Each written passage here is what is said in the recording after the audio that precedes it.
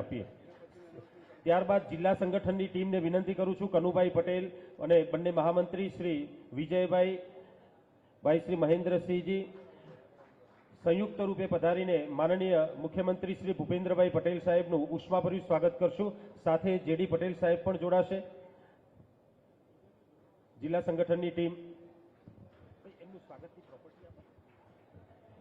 ત્યારબાદ એપીએમસી હિંમતનગરના ચેરમેન શ્રી જેઠાભાઈ અને એમના ડિરેક્ટર શ્રીઓની ટીમ એપીએમસી હિંમતનગરના ચેરમેન શ્રી જેઠાભાઈ સાહેબ અને ડિરેક્ટર શ્રીઓની ટીમ સંયુક્ત રૂપે પધારીને માનનીય મુખ્યમંત્રી શ્રીને પુષ્પોની ફોરમ અને મેમેન્ટો અર્પણ કરશે।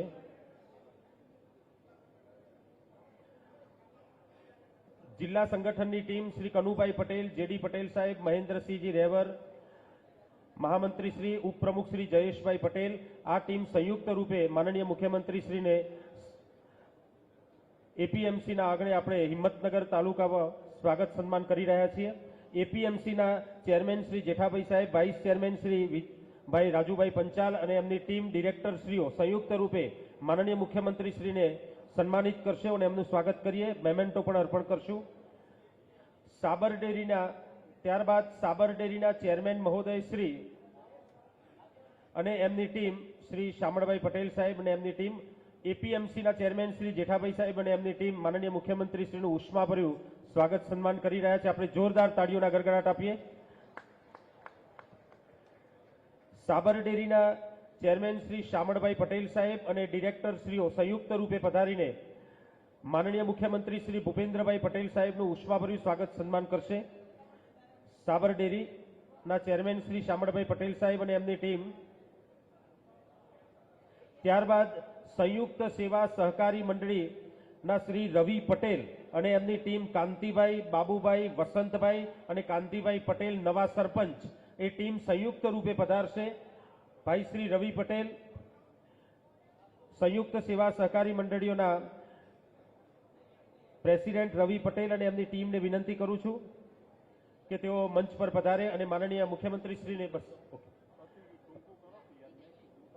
સાબરકાંઠા બેંકના પૂર્વ ચેરમેન મહેશભાઈ અને શ્રી જેઠાભાઈ બેંક ડિરેક્ટર શ્રીઓ સંયુક્ત રૂપે માનનીય મુખ્યમંત્રી શ્રીને સન્માનિત કરશે, એમનું ઉષ્માભર્યું સ્વાગત કરીશું।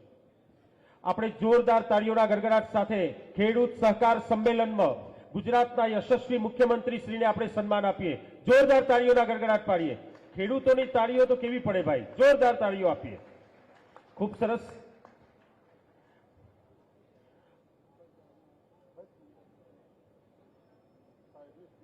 અને હવે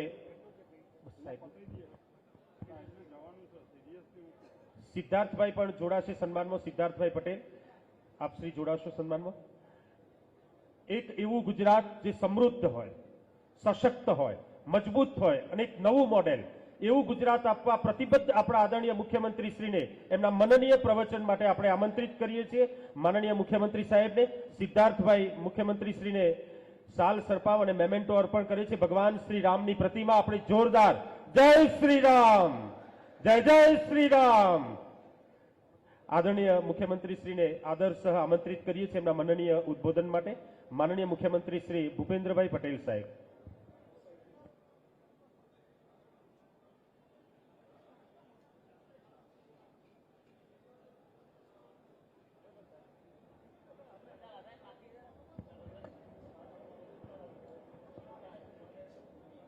भारत माता की जय श्री राम।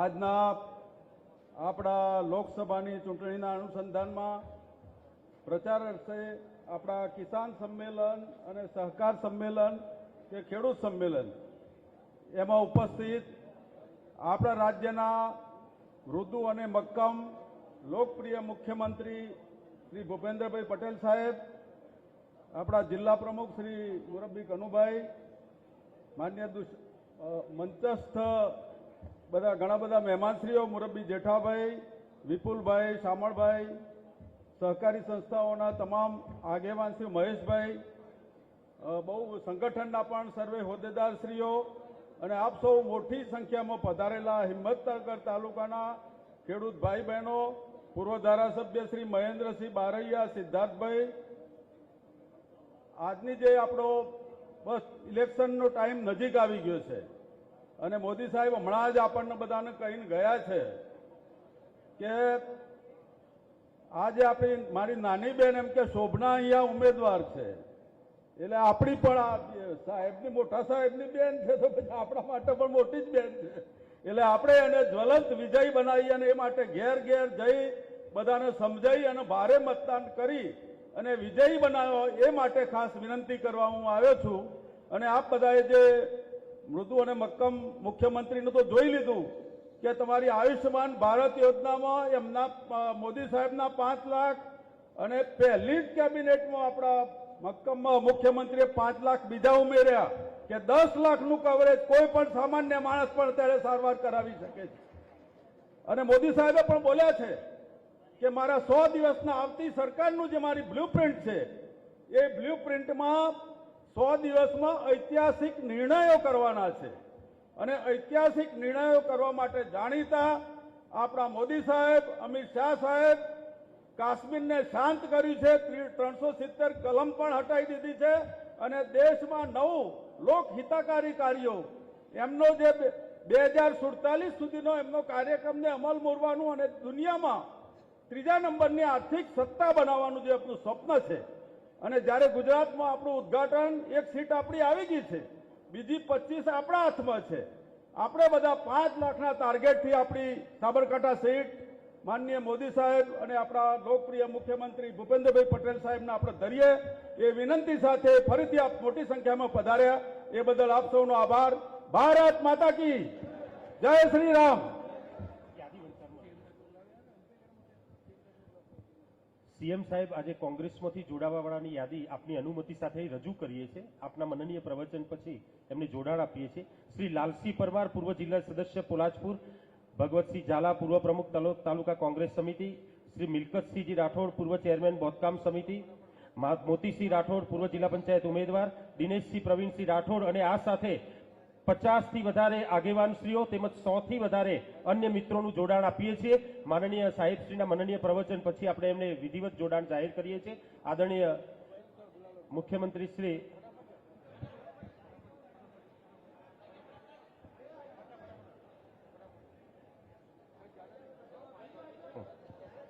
શ્રી લાલસિંહજી પૃથ્વીસિંહ ઓબીસી નેતા છે, પોલાજપુર, હિંમતનગર, સાબરકાંઠાના સાવજ એકેડેમી અને 2011થી અત્યાર સુધી 700થી વધુ કાર્યકર્તાઓ એમની સાથે જોડાયેલા છે. આ બધા જ વિવિધ સમાજના આગેવાનો અને પદાધિકારીઓ છે.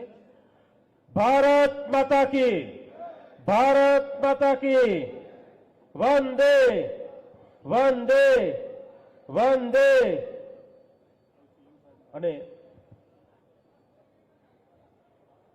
આપણા માનનીય સન્માનીય યશસ્વી મુખ્યમંત્રી શ્રી આજે અગ્રણી આગેવાન શ્રીઓને ભારતીય જનતા પાર્ટી સાથે જોડાણ આપી રહ્યા છે. સમયની પાબંદી છે એટલે આપણે પ્રતિકાત્મક કાર્યક્રમ લઈએ છીએ.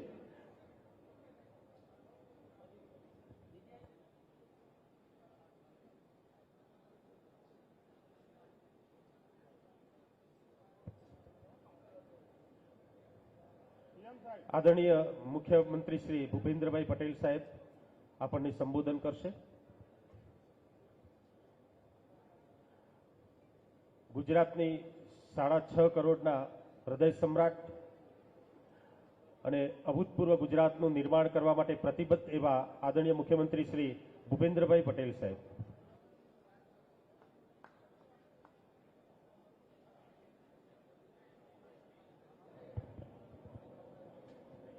ભારતીય જનતા પાર્ટી સાબરકાંઠા દ્વારા આયોજિત સહકાર ખેડૂત સંમેલનમાં આપણી સૌની સાથે મંચ ઉપર ઉપસ્થિત બેનશ્રી તો અમારા ઉમેદવારશ્રી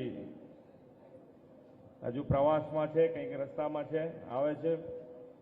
શોભનાબેન બારૈયા, જિલ્લા પંચાયતના પ્રમુખ શ્રીમતી ભારતીબેન પટેલ, પ્રદેશના ઉપાધ્યક્ષ શ્રી કૌશલ્યકુંવરબા પરમાર, લોકસભાના પ્રભારી દુષ્યંતભાઈ પંડ્યા, જિલ્લાના અધ્યક્ષ શ્રી કનુભાઈ પટેલ, લોકસભાના સંયોજક શ્રી જેડી પટેલ, અમારા સાથી ધારાસભ્ય શ્રી વીડી ઝાલા, તાલુકા પંચાયતના પ્રમુખ શ્રીમતી ભૂમિકાબેન પટેલ, હિંમતનગર નગરપાલિકાના પ્રમુખ શ્રી વિમલભાઈ ઉપાધ્યાય, સાબર ડેરીના ચેરમેન શ્રી શામળભાઈ, એપીએમસીના chairman Shri Jethabhai Patel, vice chairman Shri Rajubhai Panchal, સહકારી આગેવાન શ્રી મહેશભાઈ પટેલ, જિલ્લા મહામંત્રી શ્રી મહેન્દ્રભાઈ રેવળ, શ્રી વિજયભાઈ પંડ્યા, તાલુકા પ્રમુખ શ્રી હસમુખભાઈ પટેલ, મંચસ્થ સૌ મહાનુભાવો, ચૂંટાયેલા જનપ્રતિનિધિ, સંગઠનના પદાધિકારી, સહકાર ક્ષેત્રના આગેવાનો, કાર્યકર્તા ભાઈઓ બહેનો, પ્રેસ મીડિયાના મિત્રો, સૌને મારા નમસ્કાર. જય શ્રી રામ. તો ઇલેક્શનની તારીખ એકદમ નજીક આવી ગઈ છે વોટિંગ, એટલે ઘણું બધું સાંભળ્યું હશે. કંઈ નવું હમણાં જ વડાપ્રધાન શ્રી આવીને ગયા છે. 7મી તારીખે વોટિંગ, અને વોટિંગ આટલી ગરમી આપણી, અને આ ગરમીમાં આપણે 100% વોટિંગ થાય એના માટેનો પ્રયત્ન. સરકાર તરીકે ખેડૂતો માટે જે કામ ગુજરાતમાં થયું છે, માનનીય નરેન્દ્રભાઈએ જે રીતે નર્મદાના પાણી છેક આ બાજુ કચ્છ સુધી, આ બાજુ સૌરાષ્ટ્ર, આ ઉત્તર ગુજરાત, ત્રણેય જગ્યાએ જે રીતે પહોંચાડ્યા છે, એ આપ સૌને એમ લાગે કે ભાઈ આ કોઈ બીજું કામ આ કરી ન શકે. બાકી આપણી ગુજરાતની પરિસ્થિતિ આપણે બધાએ જોયેલી છે કે પાણી વિના અને દુષ્કાળનો પરિસ્થિતિ હોય અને આપણે આગળ વધવાનું હોય, બધાને એમ હતું કે આ ગુજરાતનું થશે શું, ગુજરાત કેવી રીતે આગળ વધશે. આજે માન્ય નરેન્દ્રભાઈએ જે મજબૂત પાયો ગુજરાતનો નાખ્યો છે, તો આજે દેશમાં ગ્રોથ એન્જિન તરીકે ગુજરાત આગળ વધી રહ્યું છે. ગ્રોથ એન્જિન તરીકે સહકારી અને દરેકે દરેક ક્ષેત્રે માન્ય નરેન્દ્રભાઈના આવ્યા પછી 10 જ વર્ષમાં તમે જુઓ તો આખા દેશમાં આ પહેલું ઇલેક્શન એવું હશે કે જેમાં દરેક જણ આજે દેશમાં જન પહેલી વખત એવું કહી રહ્યો છે કે માન્ય નરેન્દ્રભાઈને ત્રીજી વખત આપણે વડાપ્રધાન બનાવવા છે, અને કેટલા પારે 400 પાર સાથે ત્રીજી વખત બનાવવા છે. બહુ વર્ષો પછી આવા ઇલેક્શન, ક્લેરિટી સાથેના ઇલેક્શન કહી શકાય કે ભાઈ દરેકના મગજમાં એક ક્લેરિટી છે કે આપણે ભારતીય જનતા પાર્ટીને વોટ આપવો છે અને માન્ય નરેન્દ્રભાઈને 400 પાર સાથે ત્રીજી વખત વડાપ્રધાન. ઇલેક્શન હોય અને ઇલેક્શનમાં ઘણા બધા મુદ્દાની ચર્ચાઓ ઘણી વખત થતી હોય, પણ આ પહેલી વખત તમે જુઓ તો દેશમાં જ્યારે લોકસભાનું ઇલેક્શન હોય અને પહેલી વખત દેશની આર્થિક તાકાત, આપણા અર્થતંત્ર ઉપર ચર્ચા થઈ. બાકી આપણને બધાને ખબર છે કે ભાઈ આપણા દેશમાં એવી ચર્ચાઓ ચાલતી, આપણા બધાના મોઢેથી એવું નીકળતું કે આપણા દેશના અર્થતંત્રનું થશે શું, આપણા દેશનું શું થશે, સુધાર આવશે કે નહીં આવે. પણ જુઓ તમે આ 10 જ વર્ષમાં આપણને એવું નેતૃત્વ મળ્યું કે આપણું આર્થિક તાકાત પણ 11મા સ્થાનેથી 5મા સ્થાને આવી, અને આજે શું ચર્ચા છે કે ભાઈ આપણે ત્રીજી વખત જ્યારે વડાપ્રધાન તરીકે માન્ય નરેન્દ્રભાઈને બેસાડીએ તો આપણી આર્થિક તાકાત પણ ત્રીજા નંબર ઉપર આવે, એની ચર્ચા સાથે આ ઇલેક્શન થયું.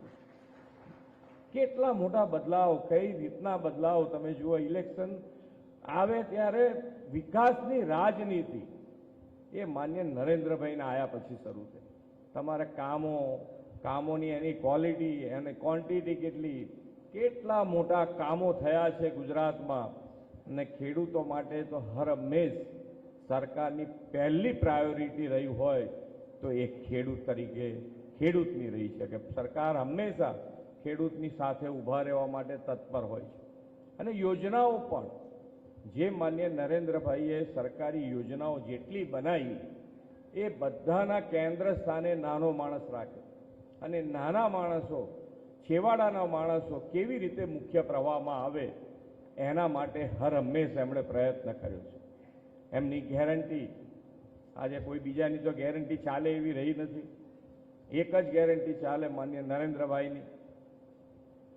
આજે નાના માણસો માટે, જેને લોન મળવા માટે તકલીફ છે, જેની પાસે કોઈ પેપર નથી, એવા લોકોને લોન જોઈતી હોય એ માન્ય નરેન્દ્રભાઈએ મુદ્રા યોજના થકી 30 લાખ કરોડ રૂપિયાની લોન આ યુવાનો અને મહિલાઓને આપી છે. 30 લાખ કરોડ રૂપિયા કેટલી મોટી વાત છે.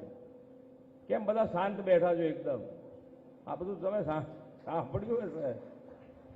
આમ થોડા રિસ્પોન્સ થાય તો આમ એને કોઈ કામ બાકી હશે કે કોઈની ઉપર કંઈ આમ પેલું ના કરતા, કામ અમારે કરવાના છે બધા, તમારે જેટલા હોય એટલા લાવજો, આપણે બધા પૂરા કરીશું.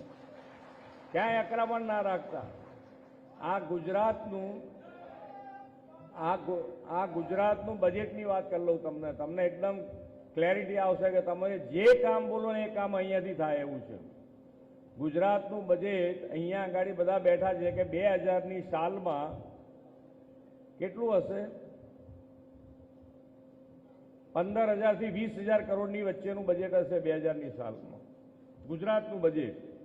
અને આજે કેટલું છે? 3,32,000 કરોડ રૂપિયાનું બજેટ છે. એટલે ગુજરાત તો નાનું મોટું નહીં થયું હોય ને. એટલે તમે કામ વ્યવસ્થિત રીતે, આયોજનબદ્ધ રીતે તમે અમારી સાથે મોકલી આપો તો તમારા બધા કામ, અમે અહીંયાથી ગાંધીનગર પહોંચીએ એ પહેલા તમારા કામ મંજૂર થઈને આવી જાય એટલી વ્યવસ્થિત આપણી પાસે ફાઇનાન્શિયલી પોઝિશન છે. અને એ મજબૂત પાયો માન્ય નરેન્દ્રભાઈ નાખીને ગયા છે. તો કોવિડ પછી પણ આજે આપણે છેલ્લા 2 વર્ષમાં સહકાર અને કૃષિનું જે બજેટ છે એ આપણે ડબલ ગણું, 2 ગણું કરી દીધું. 2 ગણું કરી દીધું 2 વર્ષમાં છે. એટલે ફાઇનાન્શિયલી ખૂબ આપણે બધા મજબૂત છીએ અને વધુ ને વધુ મજબૂત આપણે વિકસિત ભારત તરફ આપણે આગળ વધવું છે.